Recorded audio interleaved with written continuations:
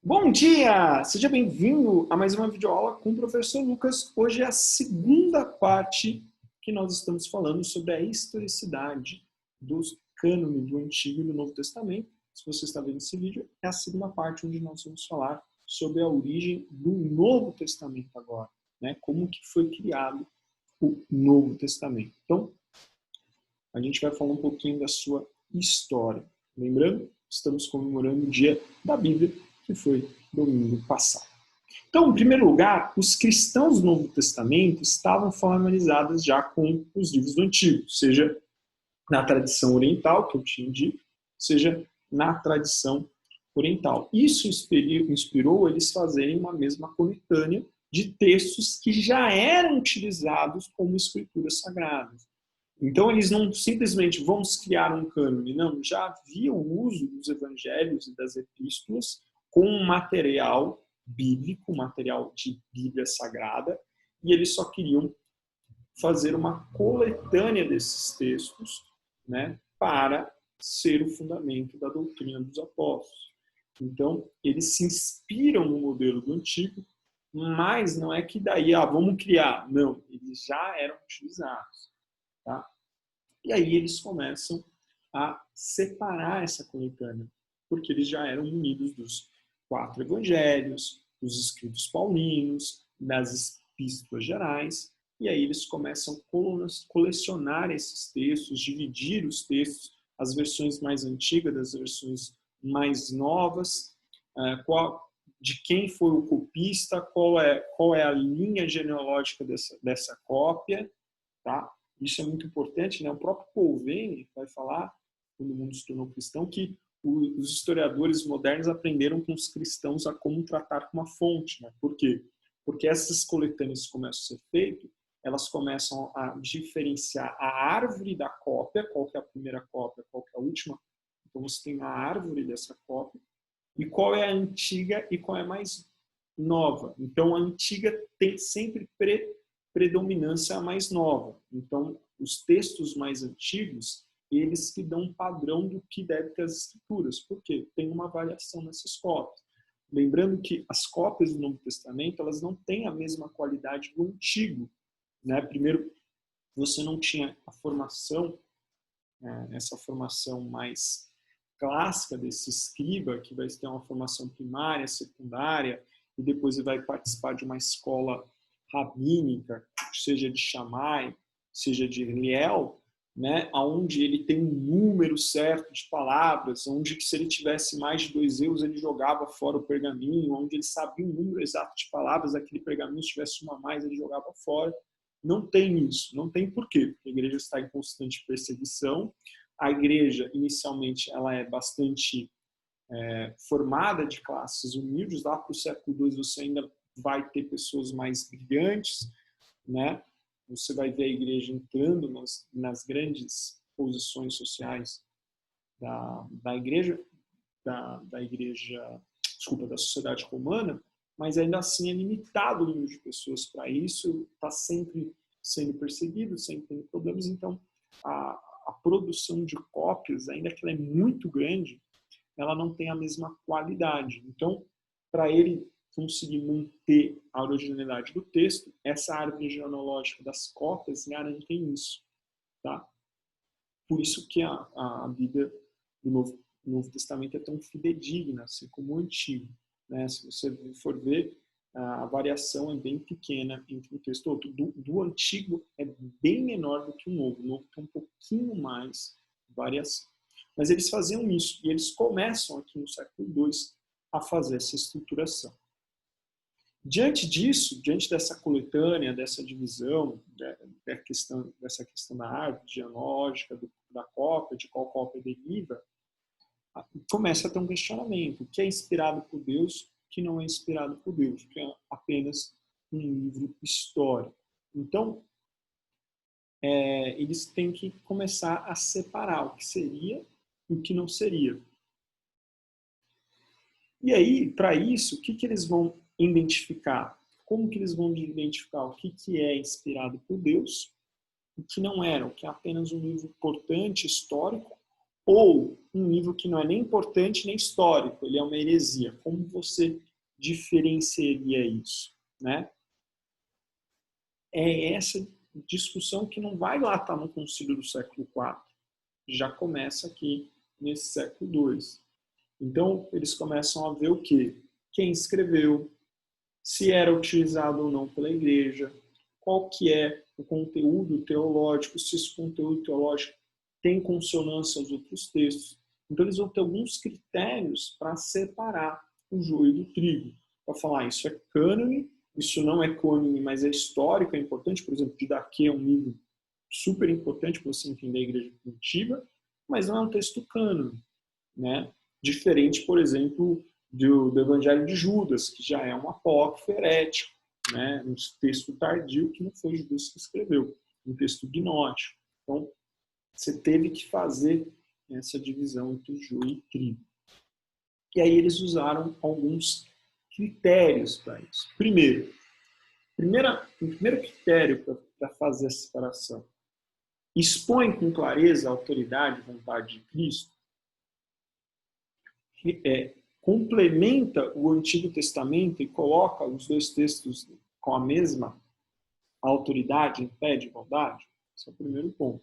Então tem que apontar a questão da cristologia, né, de Cristo como Deus e Senhor, e mostrar essa continuação da revelação do Novo. Segundo, o autor que escreveu é um autor de grande importância dentro da igreja primitiva do século II, principalmente do século I, né, século I, século II, não, perdão, do século I, que tiveram proximidade, tiveram um testemunho mais próximo de Cristo. Então, primeiro, cristologia. Segundo, um autor de grande nome e que tenha proximidade com Cristo. Terceiro, além de ser uma importante pessoa, essa pessoa estar próxima, do testemunho mais próximo de Cristo, como eram utilizadas elas. Como elas eram utilizadas? Elas já eram, porque, por exemplo, as epístolas paulinas já eram utilizadas como escritura sagrada já no século I.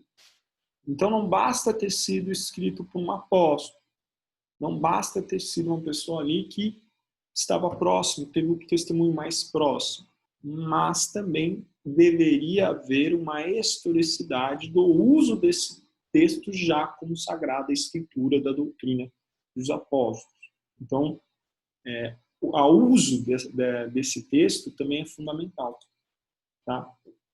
E deveria ter harmonia doutrinária com os outros textos.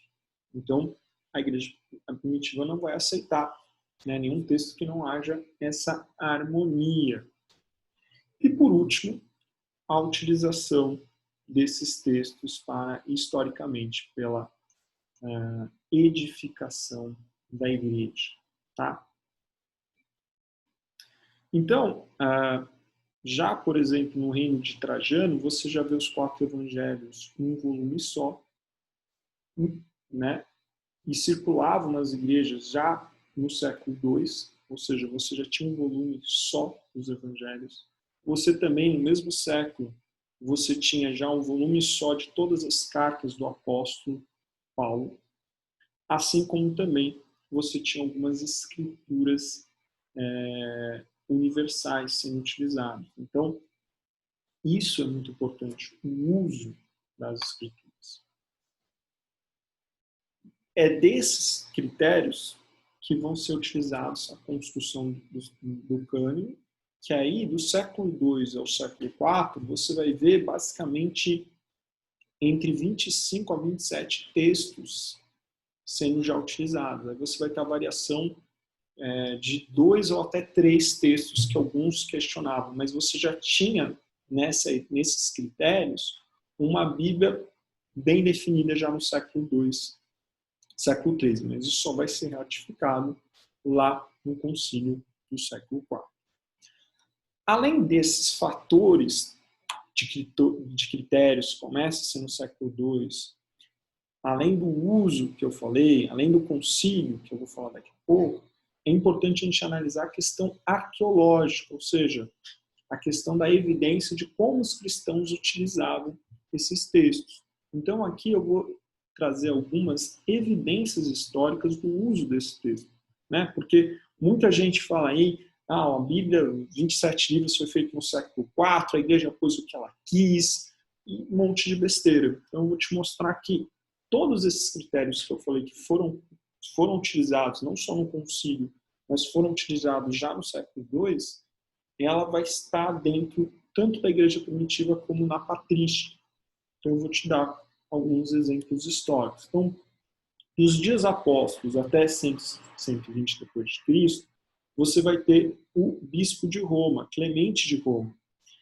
E ele vai ser discípulo de João, e nas cartas de Clementes, que foram escritos em Roma, mas para a igreja de Coríntios, cerca de 95 depois de Cristo, vai refletir muitos textos que a gente chama que está no cânone do Novo Testamento, ou seja, ele vai estar em consonância com a doutrina dos apóstolos. Então ele vai citar 1 Coríntios, Mateus, Lucas, Romanos, Efésio, Timóteo, Tito, Hebreus e 1 Pedro. Então nessas cartas que ele envia para a Coríntios, a gente tem vários trechos desses textos citados como escritura. Então, isso evidencia a canonicidade histórica do Novo Testamento. Isso não acontece só com Clemente de Roma. Isso também vai aparecer em Inácio, que é um bispo quase contemporâneo, né, que foi pastor em Antioquia, né, e que escreveu sua carta entre 107 e 116, uma longa e duas breves. Nessas cartas você via claramente o Evangelho de Mateus, o Evangelho de João e 1 Pedro. Então, novamente, reforçando aí como esses textos já eram, ainda que não havia um cânone com volume único, eles já eram historicamente usados como Sagradas Escrituras. Você vai ter também um importante apologista, Justino Marte, que vai nos tribunais romanos provar a historicidade de Jesus, mas também ele vai escrever a obra Memórias do Apóstolo, onde ele retrata que os evangelhos eram lidos, nessa obra, uma obra muito interessante para vocês lerem e estudarem, para entender um pouco do contexto da igreja primitiva. No domingo, né, onde você tinha os cultos, era lida o Antigo Testamento e o Novo. E o que eles liam do Novo, principalmente, eram os evangelhos. Então, os evangelhos aqui já eram vistos como um formato único, já no século II. Taciano, por exemplo, que foi discípulo de Justino Marte, não só conhecia os 4 evangelhos, mas como em seus textos cita Atos, cita 6 epístolas de Paulo, cita Hebreus, 1 João e Apocalipse. E além disso, o bispo Papias, pastor em Herápolis, também vai citar não só os 4 evangelhos, mas como as epístolas universais de 1 João e 1 Pedro. E ele é o primeiro a citar Apocalipse nesse século II. Tá? Isso foi muito importante. Isso fez com que o próprio Apocalipse fosse ratificado no concílio. Tá? O texto do Apocalipse era um dos questionados se era realmente escrito por João. O testemunho de Papias, que é desse segundo século, dessa patrística mais próxima, reforça a canonicidade de Apocalipse. Claro, a doutrina também está em convergência, a escrita do apóstolo João, mas o uso, a citação de Papias foi fundamental para reforçar a sua historicidade, até que foi dessa primeira geração aqui, o primeiro a citá-la. Tá? Depois você tem uma segunda geração, né, que é já da virada do século II para o século III, que também a gente vai ver essa continuidade da canonicidade do Novo Testamento. Como a gente vai ter o bispo Irineu, que é discípulo de Policarpo que foi discípulo de João, e que ele vai citar os 4 evangelhos, Atos, as cartas de Paulo, e também vai reforçar a canonicidade de Apocalipse, e eles já utilizavam aqui na mesma pé de igualdade que o Antigo Testamento. Até que a palavra Novo Testamento, a primeira vez vai ser utilizada em 193 depois de Cristo, porque é aquilo que eu estava falando no início da aula. Né? Eles fizeram o quê? Começam a ser inspirados a fazer um cânone, assim como no Antigo, uma vez que os textos dos apóstolos já eram utilizados comumente nas igrejas, então eles pensam em fazer uma coletânea única. E aí eles começam a, já no século II, a formatar do século II para o século III, a formatar essa coletânea única. Por isso que você já tem a questão da expressão no Novo Testamento já na virada do século II para o século III. Mais tarde vai ser descoberto, né, não naquele momento, mas mais tarde, no século XIX, os fragmentos muratonianos, né, que foram escritos por Muratone, bibliotecário de Milão, escrito no final do século II. E nesse fragmento muratório você tem praticamente todos os textos canônicos do Novo Testamento, mencionando todos os livros do Testamento, só 3 que ele não cita: Hebreus, Tiago, 1ª e 2ª Pedro, mostrando, reforçando novamente a historicidade das Escrituras. Depois você vai ter a 4ª e última geração da patrística, né? Que você vai ter Orígenes, que é dessa virada do século II para o século III, né? Onde vai se tornar uma das principais figuras da Igreja Ocidental, e ele aceitava não só a inspiração de Apocalipse, Hebreus e Judas, que era o que começa já no século III. Já está claro que existe um cânone entre 24 e 25 textos, e aí começa a ter uma discussão entre alguns textos, como Apocalipse, Hebreus, Tiago. Então, no caso de Orígenes, ele aceitava Apocalipse, Hebreus, Judas, mas tinha dúvidas quanto a Tiago, 2 Pedro, 2 João e 3 João. No Ocidente, o Apocalipse foi aceito sem muito relutância, mas no Oriente, a Igreja Oriental não aceitou muito bem. Ao contrário do livro de Hebreus. O livro de Hebreus, a Igreja Oriental aceitou tudo bem, enquanto que a Igreja Ocidental não era muito comum o uso como algo canônico. Você vai ter o bispo Cipriano, o bispo de Cartago, do século III, que fazia ressalva por Apocalipse, mas reafirmava Hebreus, e citava apenas 1 Pedro e 1 João daqueles textos discutíveis. Depois você vai ter Eusébio, bispo em Cesareia, que foi um grande apologista e primeiro historiador da igreja, onde ele vai criar a história, a sua famosa história eclesiástica de apenas 6 volumes. Né? E lá ele vai reunir toda a informação que a patrística desses 4 séculos tinha reunido, e ele vai dividir os textos históricos dos universalmente aceitos e aqueles que são discutidos. Os universalmente aceitos, você não tem praticamente os 4 evangelhos, todas as epístolas paulinas, Atos e Hebreus. E aqueles que vão ser discutidos: Tiago, 2 Pedro, 2 João, 3 João, Judas. E ele nem menciona Apocalipse. Tá? Anastácio, que é pastor em Alexandria na virada do século III e do século IV, ele é o primeiro a citar os 27 completos, afirmando: estes são as fontes de salvação para que todos aqueles que tenham sede se satisfaçam com o preceito desses livros. Ninguém acrescente, ninguém tire coisa alguma desses livros. O Gregório de Nazianzo, né, também publicou uma lista, no mesmo período, dos livros daquilo que seria o cânone do Novo Testamento. Ela era pouquinho diferente na Anastácia, porque ela tirava Apocalipse, então tinha 26 textos. Então, o que eu quis mostrar para vocês? Então, quando você vai ter o Concílio de Cartago, já há, primeiro, uma construção desse cânone. Lembra, Deus ele constrói as coisas historicamente, tá? Então, você vai ter a revelação sendo realizada pelos apóstolos, que é o primeiro testemunho.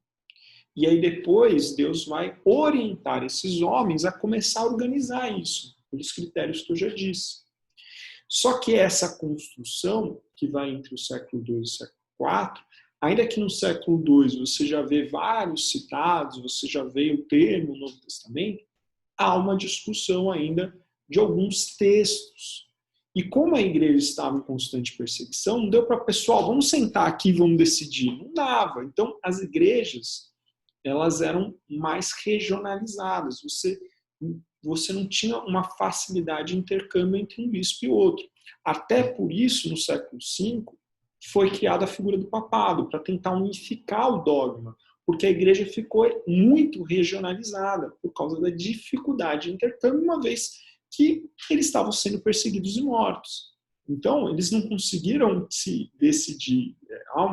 Essas pequenas variantes, ainda que os textos já eram usados historicamente, como mostrei, mas havia uma dúvida em alguns textos.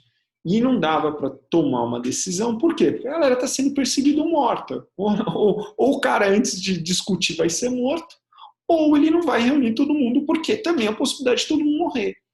Então, por isso que somente no século IV, quando você tem a igreja pós-Constantino, você consegue fazer um concílio com todos os bispos e aí decidir, todos não os principais bispos, e aí decidir o cânone do Novo Testamento, que vai ser o concílio de Cartago, no final do século IV. Então, aqui só vai reatificar uma tradição que já era utilizada, como eu já mostrei. Eles vão começar a coletar no século II, e isso vai ser evidenciado na patrística do século II, III e IV, mas há uma pequena variante entre eles e não houve a possibilidade do fechamento por causa de toda a perseguição e sofrimento da igreja. Por isso que a igreja acabou se regionalizando. Tá? Daí a importância de Constantino I fazer o primeiro concílio, tá? Para tentar primeiro reforçar a cristologia, e aí pós-Constantino, novos concílios, como de Hispano e Cartago, e de Cartago reforçar aí a canonicidade para acabar com essas pequenas diferenças. E aí que você vai ter a aceitação dos 27 livros do Novo Testamento, decretando que isso é as escrituras canônicas, nenhum outro livro deve ser lido na igreja como escritura divina, né? Isso foi permitido com o cristianismo como religião oficial, né? E foi plenamente aceito. E aí você tem a tradução desses textos, o Jerônimo na primeira Bíblia, que é a Vulgata. Bom? E aí, os que foram mais questionados na época foram Hebreus, Apocalipse e Tiago, né? Mas todos entraram em concordância. Por quê? Qual eram os critérios? Aponta Cristo, sim, revelado como Filho de Deus, como próprio Deus, que já vinha desde o Antigo Testamento. Foi um apóstolo, escreveu, foi alguém importante do primeiro testemunho? Foi. Era utilizado? Era. Como? Você vê a citação dessa segundo grupo, lembra que eu falei segundo grupo das patrísticas? Então, você já tem aí dessas epístolas mais questionadas, Hebreus, Tiago, Judas, Apocalipse, o que reforçava a historicidade deles? Essa segunda geração ter citado eles, como Clemente já citava Hebreus, Justino, Apocalipse, Irineu, a epístola de Tiago. Então, eles aceitaram esse testemunho anterior, então reforça aí o uso e a historicidade desse texto, e aí você vai fechar os 27 livros do Novo Testamento. Então, como que Deus, ele não só dá a inspiração de Deus para os homens escreverem, como também para coletar e formar esse cânone que hoje é o que dirige as nossas vidas e a nossa doutrina em Cristo. Tá bom? Isso vai ser ratificado depois na tradução de Lutero para a Bíblia no alemão. Lutero não questiona nenhum dos 27 textos, tá? Ele apenas coloca os textos que foram mais questionados, Hebreus, Tiago, Judas e Apocalipse, no final, porque foram os mais questionados no concílio. Mas ele não, em nenhum momento ele fala que não são canônicos, tá? Né? Porque está no final, diferente do antigo. A gente sabe disso por quê? Porque essa tradição desses 27 livros está na Bíblia de Zurisk, está na confissão escocesa, está na confissão de Westminster. Então, eles são filhos de Lutero, né? O próprio Calvino diz que Lutero era o pai deles, né? Era o pai da reforma, né? Vocês podem ver depois a aula de Calvino, que eu trato sobre isso, tá?